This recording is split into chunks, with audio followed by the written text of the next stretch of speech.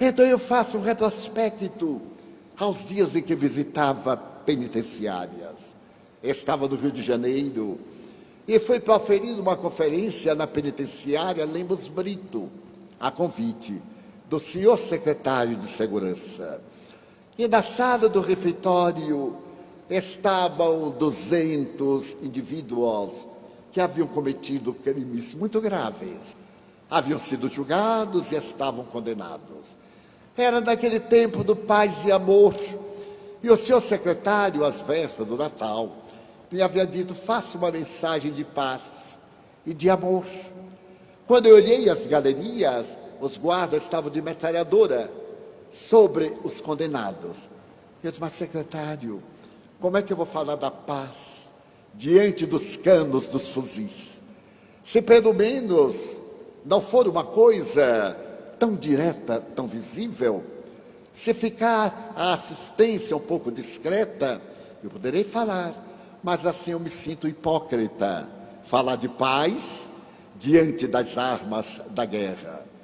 Seu secretário, pelo menos, diminuir, diz: mas Divaldo, há um risco, poderemos ser sequestrados. Diz: mas é um risco que nós deveremos correr, porque vimos falar a paz a eles, porque nós temos confiança. É justo que eles não confiem em nós, mas nós devemos confiar neles.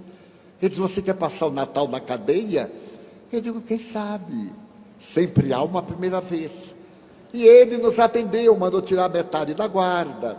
Ficou um ambiente mais saudável e mais perigoso. E então eu me levantei e vi um condenado com um jornal na mão, aberto, lendo. Eu comecei a palestra e de vez em quando eu olhava para ele. Ele, vez nenhuma, desceu o jornal. Eu fiz um tema sentimental, falei algo jovial. Ele não riu, ele não me olhou, ele não se comoveu. Manteve-se como se fosse uma estátua de sal. Terminamos a palestra e eu fiquei impressionado, porque todo orador tem no auditório as suas bengalas psicológicas.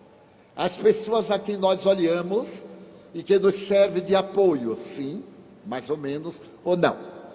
E eu queria que aquele homem me apoiasse, ele era tão jovem, mas depois eu abandonei para não me perturbar.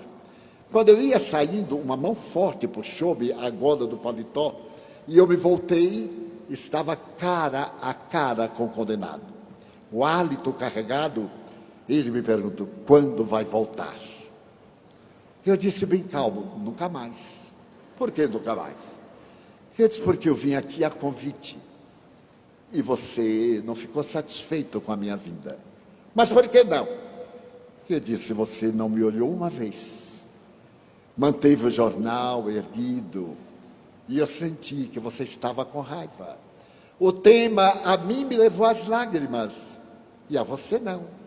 Isso é porque eu não as tenho mais, secado nos meus olhos. Se eu pedir para você voltar, você volta? Eu disse: bem, por que falarmos no futuro?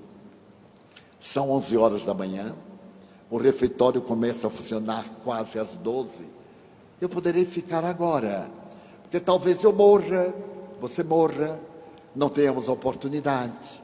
Então aproveitemos agora, diz o Evangelho: eia, agora, este é o santo momento de ajudar.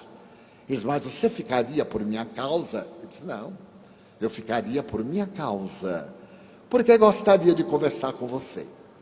Pedi ao seu secretário, pedi licença para ficar lá no fundo, e o jovem me pegou pela mão, a mão álgida e suarenta, e me arrastou até lá. E então ele me disse: você está diante de um assassino. Eu disse: qual é a novidade? Eu sei que todos aqui têm problema. E você não tem medo? Eu digo: tenho medo não de você, eu tenho medo de mim. Porque a pessoa está homicida. As circunstâncias talvez foram tão perversas que você se tornou um assassino.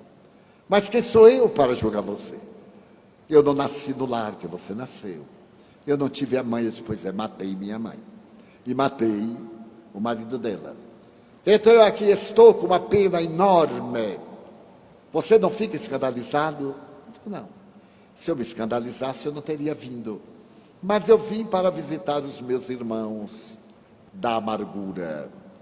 Você naturalmente conhece o Salmo 23 de Davi. E recitei para ele.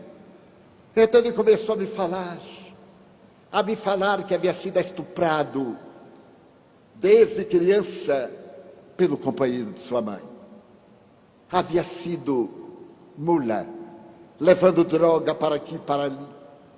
E a sua genitora, ao invés de protegê-lo, apoiava aquele homem perverso que controlava a droga no Morro X. E ele disse um dia, eu matei.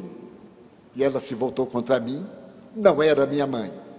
Matei-a também. E não me arrependo. Eu digo, naturalmente, o arrependimento só vem muito mais tarde. Mas eu lhe digo que não me choca, porque Deus, que é o nosso Pai, não fica chocado com você. E vai nos dar outras oportunidades. E ele perguntou, você teria coragem de matar? Eu digo, eu vejo diferente.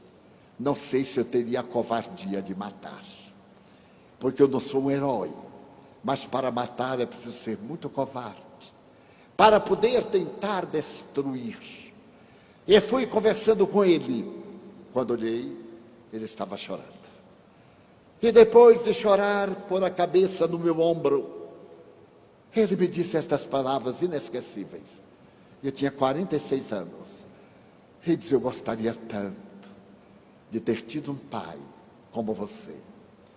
Eu disse, mas você tem um pai muito melhor. Que é aquele que é o pai de nós todos. Que a todos nos ama. Basta dizer, e ele tomou minha palavra e disse, ele me perdoará. Eu disse, não. Deus não perdoa. Porque Deus ama.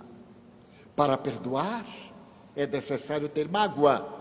E Deus não tem mágoa. Deus ama sempre.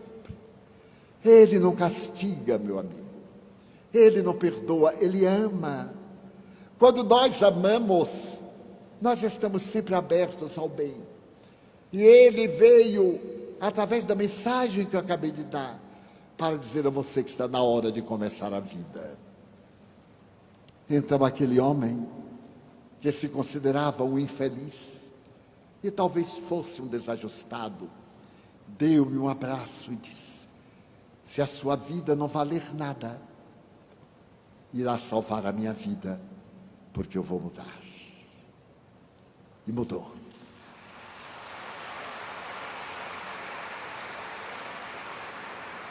Foi estudar, fez advocacia, teve a liberdade condicional aos 18 anos por bom comportamento.